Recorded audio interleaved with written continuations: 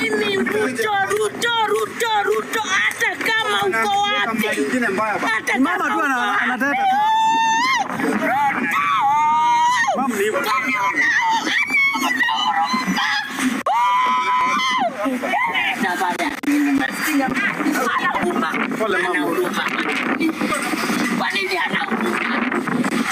nendeni mumwambie akia Mungu watu wanaadhirika.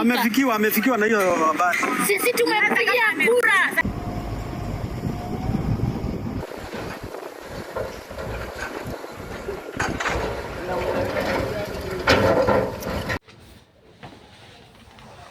The incident involving the demolition of houses and eviction in Mavoko has brought significant implications in our political world, not only for President Ruto, but also for the political landscape in which he operates.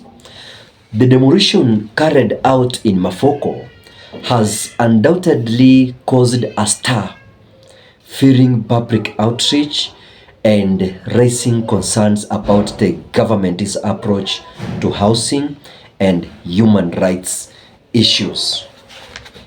Ladies and gentlemen, welcome to my YouTube channel, DMTV Kenya, your one-stop destination for insightful political analysis right from the heart of Kenya. I'm Dalmas, your trusted political commentator, and I am here to break down the complex world of Kenyan politics. In each video, I will provide you with in-depth analysis, facts, and my unfiltered perspective.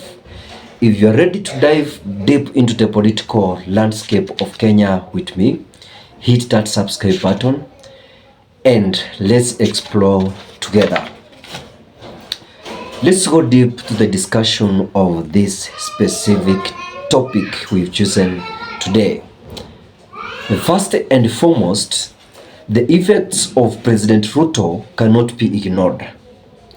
As the president, he is ultimately responsible for the actions and decisions made by the government.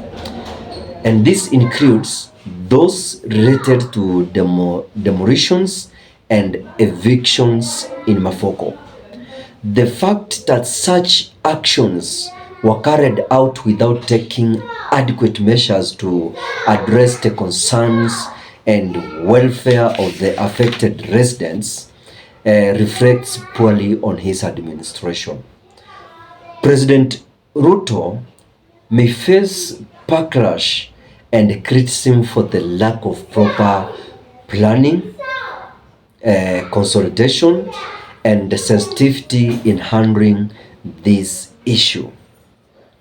Furthermore, the demolition of Mavoko has broader political implications.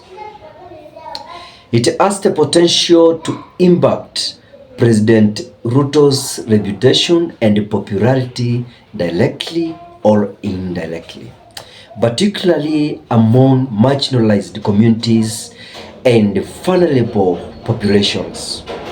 So the destruction of people's homes and the displacement of families resonates deeply with the electorate, generating sympathy towards the affected residents and raising questions about the government's commitment to uphold human rights and provide adequate housing solutions. The incident also here provides an opportunity for opposition politicians to for opposition side that's Azimio and critics to capitalize on public sentiments and question the government's priorities. You remember very well, this is a government that promised the hustlers that they will have a solution. The work is not going to demolish houses. Their work is they're going to provide solutions. So they may use the demolition in Mavoko as evidence of President Ruto's failure to address the housing crisis. Also, I want to mention and say that issues of inequality and social injustice will also arise. Political opponents could seize this moment to raise support, mobilize communities affected by similar circumstances, and paint President Ruto as out of touch or uncaring towards the concerns of the common people in Mavoko. Not only Mavoko, but there are some areas that have been gazetted and they're going to be demolished. In conclusion, I want to say that the demolition and eviction in Mavoko have significant repercussions for President Ruto and the political landscape of our country. So the incident has tarnished the president's image, prompting criticism of his administration's handling of housing and human rights issues. It has also created political opportunities for opponents to exploit public sentiments and paint President Ruto as being disconnected from the needs and concerns of the population. Moving forward, this will be crucial for President Ruto to address this issue with sensitivity, transparency, and a concrete plan to address the affected residents, and he'll make sure that he has controlled their bitterness. Thank you for tuning in to another thought-provoking analysis here on my YouTube channel.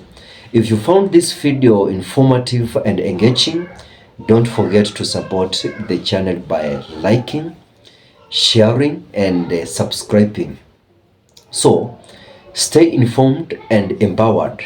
Remember, Kenya's political future is in our hands, and together we'll make a difference.